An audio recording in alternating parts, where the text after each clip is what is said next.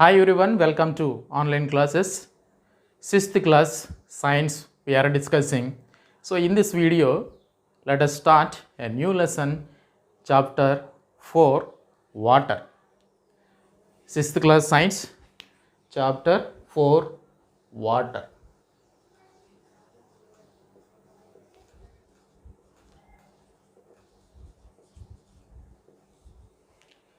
Sixth science, chapter 4, water. So in this chapter 4, what are the learning outcomes? Let us see. First, recognize the sources and availability of water. So after completing this lesson, we can able to recognize the source and availability of water. And second one, understand the importance of water. Understand the importance of water. And third one, explain the process of water cycle. Process of water cycle. And fourth one, applying learning of scientific concepts in day-to-day life by suggesting ways to cope with heavy rain, that means floods and drought, etc. And last one, understand the importance of wastage of water and rainwater harvesting. So these are the learning outcomes after completing this lesson. So we can able to learn all these things. So let us start the lesson. Here there is a story about Sujata. She is telling about her village and about water facilities in her village. Let us see. Listen once this story. So those who have textbook, please open the textbook and see page number 32. Hi friends, I am Sujata from Akkalareddipalle of Kadapa district. In Kadapa district, Akkalareddipalle. So she is from Akkalareddipalle in Kadapa district. The woman in the picture is my mother. So you can see the picture in the textbook. The woman in the picture is my mother. She carries drinking water for us from the stream which is away from our village. So every day her mother, Sujata's mother, carries water from the stream. That stream also very far to their village. It is very difficult to walk all the way by carrying the water pots. So on their head they will carry these water pots and travel this long distance. So it takes a lot of time, but it is very essential for us as we can't do anything without water. So because if it is difficult also they have to do, because without water they can't do anything. That is why even though if it is difficult, they will go and bring the water from the stream. So we use water preciously. They know the value of the water. That is why they will use water preciously. So after listening this story, let us see the following questions. What do you think after listening to Sujata's story? What do you think? So we can understand the importance of water. That means in their village there is a scarcity of water, lack of water. People are suffering with water facilities. And second question, for what purpose do we need water? For what purpose do we need water? In our day-to-day life, for all the activities, we need water. Without water, we cannot perform any activities. So for all the purpose, for all the activities in our day-to-day life, we need water. And next question, where do we get water from? Where do we get water from? So different water sources like well, pond, river, etc. So we'll get water. Is it necessary to take care of water resources? Water resources. Is it necessary to take care of water resources? Definitely we have to take care of water resources. Otherwise, future we will get no water. So all these questions in detail, let us discuss. Come, let us learn something regarding water in this chapter. So let us learn interesting facts in this lesson. We need water to perform several day-to-day activities. What are the day-to-day activities? For example, washing clothes. Washing clothes, we need water. For cooking purpose, for cooking food, we need water.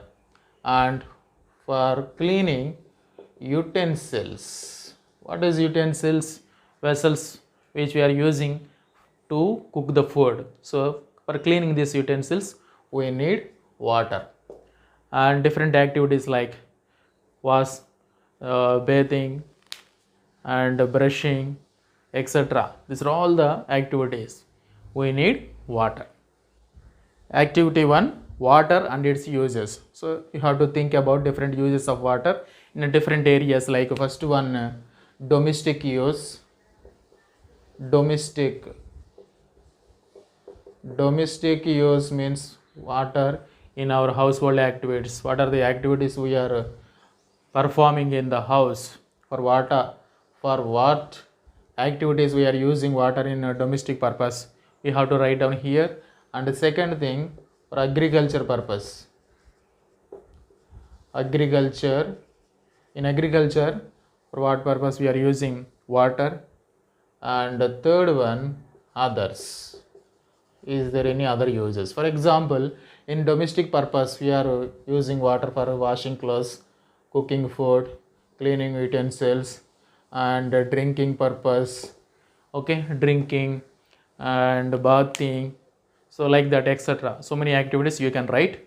And agriculture, watering the plants, and water for animals in agriculture. And others, water we are using for industrial use, industry, okay, and the machineries to cool the boilers, okay, boilers to cool the boilers, cleaning vehicles. These are all the uses we are using water in other uses. So these are all other uses of water. Do you know? See, do you know? First one, our body uses water to regulate its temperature. To regulate its temperature, that means when the temperature of the body is very high, to decrease, water helps in our body. And maintain other body functions also. Other body functions, to maintain other body functions, this water will help in our body. On an average, the human body requires 2 to 3 liters of water per day for proper functioning. So how many liters human body requires? 2 to 3 liters, okay, liters of water per day. Okay, per day 2 to 3 liters of water human body requires to perform these activities. Water helps in digestion of food and removal of toxins from the body. So in our body, water helps for digestion. For good for, okay, for good digestion, we need water. And to remove the toxins. Toxins is a poisonous substances. So if there is any toxins, water will helps to remove these toxins. And next one లేదు. This is the reason why water bells are introduced in our schools. So because of this reason, we need 2 to 3 liters of water per day. And for good digestion also we need water. And to remove the toxins also we need water. Our body requires a lot of water. That is why there is a water bells introduced in our schools. Next one, measuring the volume of water. Measuring the volume of water. How can we measure the volume of water? So here Arjun is saying that Arjun used buckets of water to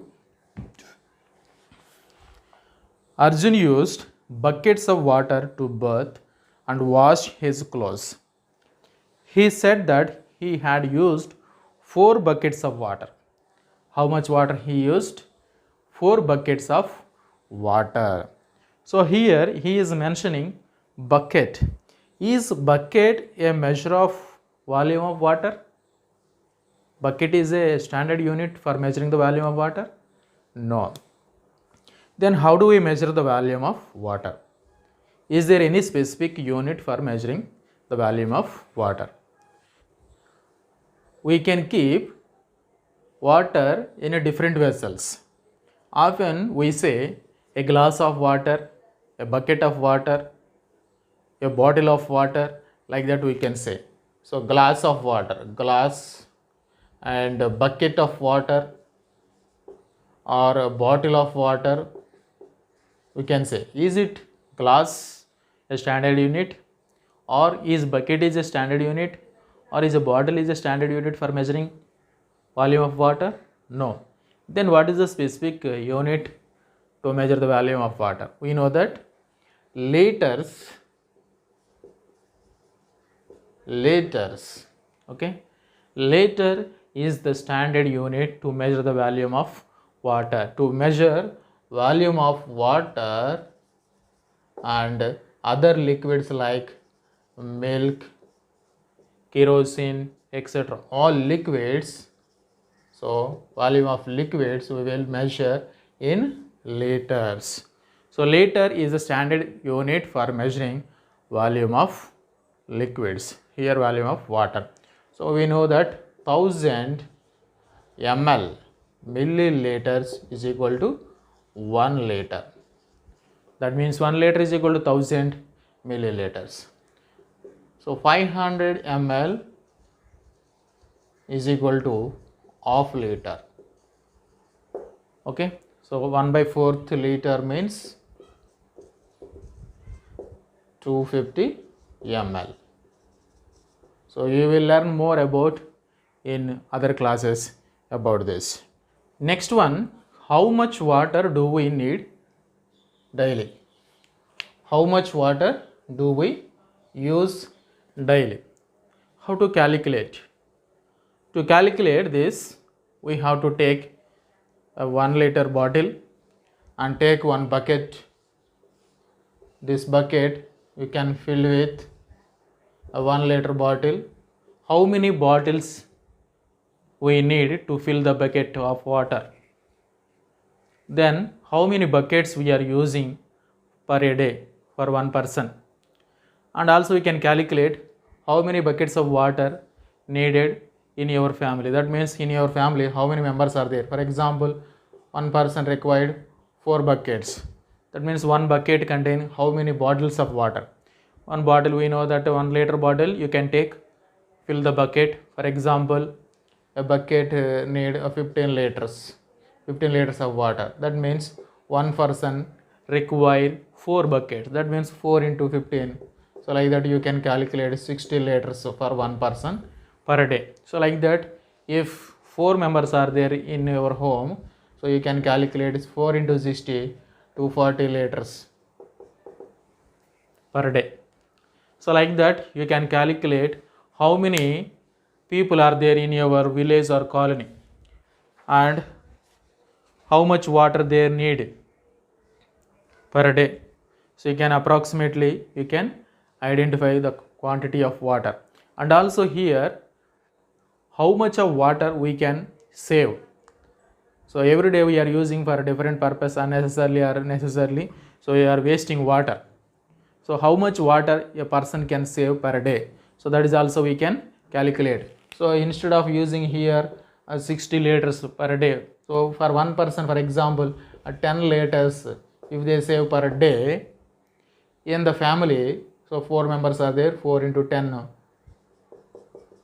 40 liters they can save the water. So like that, in the colony, for example, in a colony, if there are 5,000 people, then 5,000 into 40, they can save how much? And 20, here 3 zeros you can keep, one more 0. Okay, 2 lakhs liters of water they can save approximately. So like this you can calculate water required for one person and water required for one family, and how many families are there in your colony, for all the families how much water is required and how much water is required for a town. If you know the population, then we can calculate. That means so much of water is required for our day-to-day activities. For all these activities we need water. Then next question is, where do we get water from? Right here, where do we get water from? Where do we get water from? We know that there are different sources of water bodies like well, pond,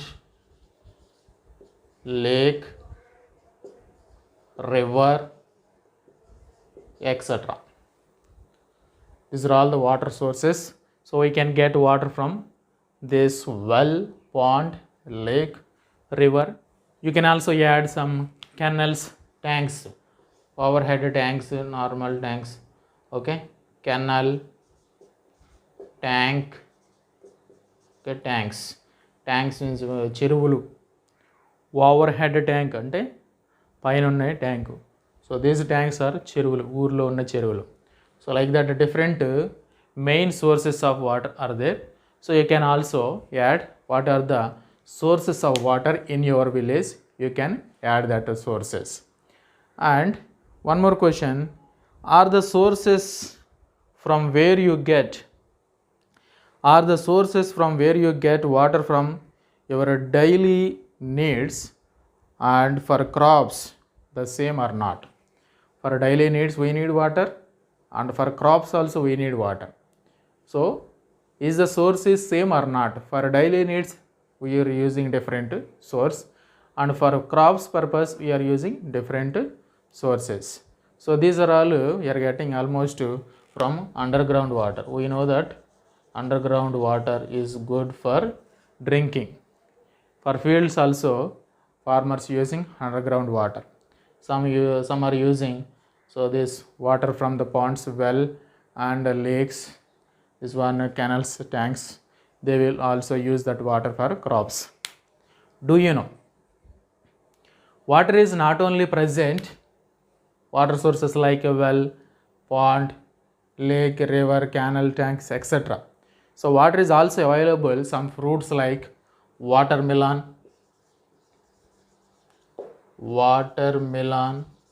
and some vegetables like cucumber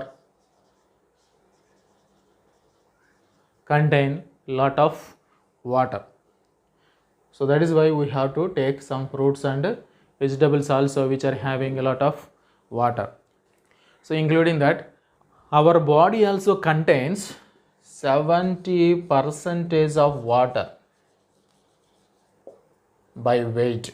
So in your body weight, 70% is water weight is there. The remaining weight.